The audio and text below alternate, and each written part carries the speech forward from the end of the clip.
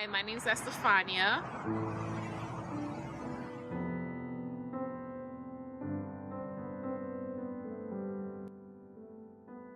How was I as a child growing up? Well, I wasn't born in this country, so growing up here was kind of difficult because of culture. And being in school, I had a lot of self-esteem issue, because me being the only black girl in my class, it kind of brought me up in especially my parents being pastor. I was brought completely different than what a lot of people were. I couldn't do some of the things a lot of the younger kids could do. I couldn't hang out, go to the movies like the other kids.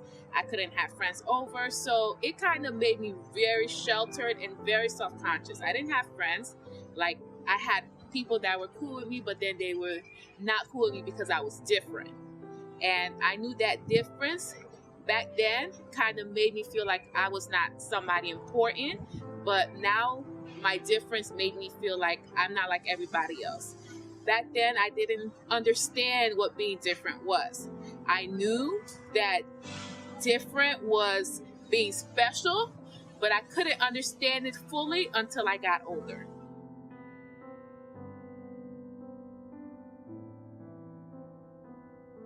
Kid, growing up was extremely tough, especially since we were raised on a certain standard.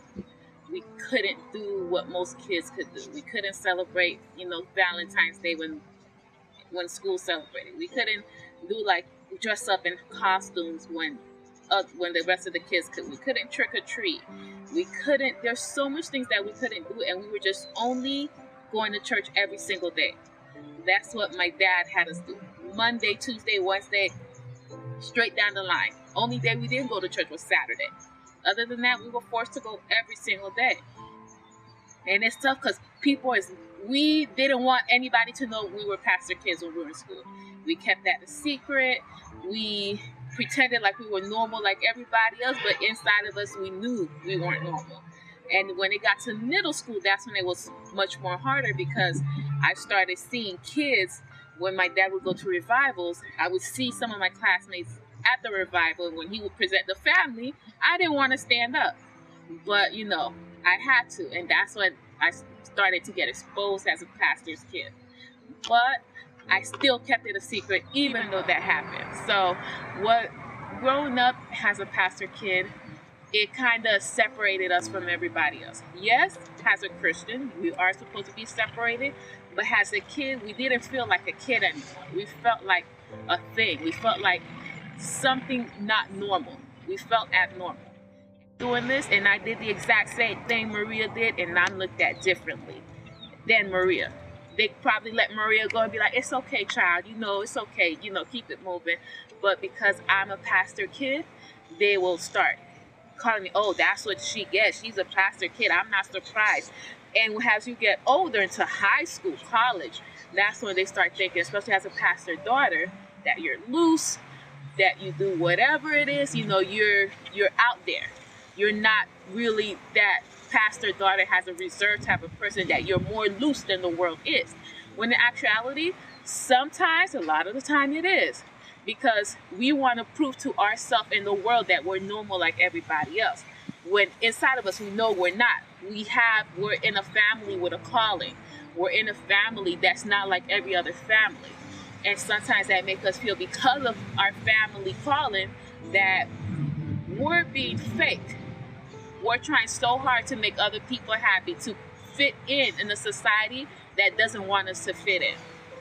So being a pastor kid growing up was not easy. I can honestly say I didn't like it, and I don't think any pastor kid, they can say they love being a pastor kid.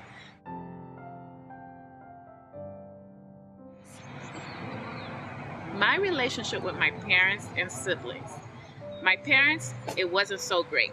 Growing up, because they were pastors and first ladies, they wanted us to represent what they are. And I resented them at one point for being a pastor and first lady. I resented them for making us act a certain way just to fit their title. They were tough, strict, and I see now why they were, but back then growing up, our relationship was so strained. I felt uncomfortable. I didn't have a relationship with my dad where I could feel like I could talk to him.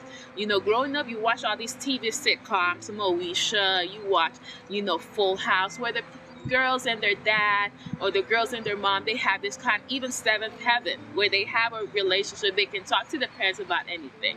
Of course, in the Haitian society, and being the firstborn and a girl, it was hard for me to have that type of relationship with my dad because he was more focused on ministry rather than family. It was hard for me to go to him about boys because, especially in the Haitian culture, you can't go to your parents about boys at 12, 13, 14. They'll look at you sideways. It was hard for me to go to my mom about it because she'll just brush it off or tell you boys aren't good or you shouldn't be thinking about boys. But it's hard because that's all you see around you is boys. And you see how on TV these relationships are portrayed with their parents are so close, and these girls are talking to their parents about anything. They're listening, and that's what you want. And you're not getting that. Of course, it shows some type of, it kind of gives you a resentment towards your parents. And the relationship is getting strained. I don't remember ever having like a heart-to-heart felt with my parents. Not until I was about to get married with my mother. But other than that, it was all, I felt something scripted. Something just to feed my mind and then brush it under the rug. But that's not what I needed. As a girl, you need more than that. You just don't need to feel, okay, boys aren't good, sex aren't good, don't do this, don't do that. You needed more than that. You needed a sit down. You needed the realness. I needed the realness. I needed my mom to tell me how she was her age. Whether she was loose or not, to let me know. Because I'm dealing with some stuff, I can't go to my mom about it. I have to go to my friends or go to myself or go online or go on TV and see how it's being handled. I couldn't go to an older parent that is right there every day because they're more focused on their calling rather than the ministry that's at home.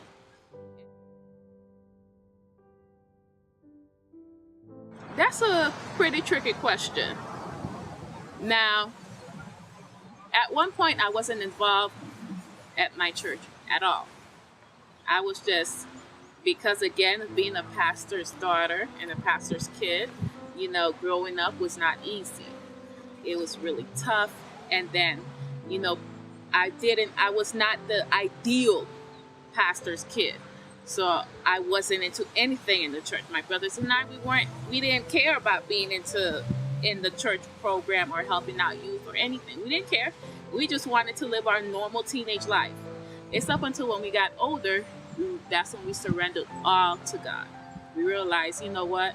We want to make a difference in somebody's life because we realize how it's not just pastors' kids that are suffering. Yes, we are going through something just a little bit more, but it's just youth in general are dealing with something somehow, and we've dealt with it.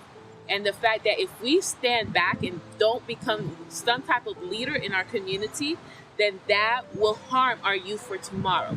They don't have anybody to look up to. Their coming to the church, it's like our relationship at home. They don't have anybody to talk to, and we didn't have anybody to talk to at home. We don't want that to trickle into our youth in the church. So we want to be that leadership example where, okay, we expose ourselves, we're open. You here, come to us. We went through that. We went through this. So when I was younger, no, I wasn't involved. But as I got older and God opened my eyes, I decided to surrender everything to God. That's when I realized I can't just keep this all inside because I know there's somebody somewhere out there is going through the exact same thing I'm going through.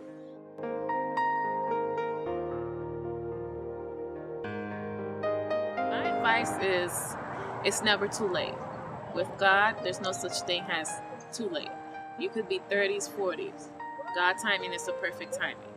It wasn't your time in your 20s, but it's your time in your 30s or in your 40s. It wasn't my time back then for me to, now I'm married, happily married. I'm about to have a baby on the way. And it wasn't my time when I was in my 20s and my 19s. God had really had to put me aside. I went through a lot of different relationships where I shouldn't have been because I was rushing time. I was rushing God. But it wasn't my time then. And I realized God just tried to shape me and mold me from these different relationships so that I can be in the relationship that I am right now. If I went too soon, I would not have been the woman that I am for my husband. All my past prior relationships were either abusive, physically, verbally abusive. It was not healthy for me. It strayed me away from God. It took me away from myself. I didn't know who I was anymore. I had standards, and my standards were blown away by these different random relationships that I should not have been in. And then that's when I surrendered it all to God, and I said, God, until it's your time, I am not going to move forward with anybody else. I'm going to focus on myself, and then I'm going to focus on you. But of course, first and foremost, it's on you, and you can work on me. But I'm not going to worry about rushing into a relationship or rushing to be with somebody. Because of my past, I wanted to be loved by somebody. And love was something hard for me to get at home. It was hard for me to get from my mom, my dad, my brothers, or even family members. So I was seeking it the wrong places, the wrong time. With these guys that said or I thought loved me, they didn't, with sex and all of that. I was seeking it the wrong way that God did not want me to do it. And finally, I put that all to the side and I said, God, I need you to, I'm tired. I'm done with this. I need you to just work on me and do what you have to do with me.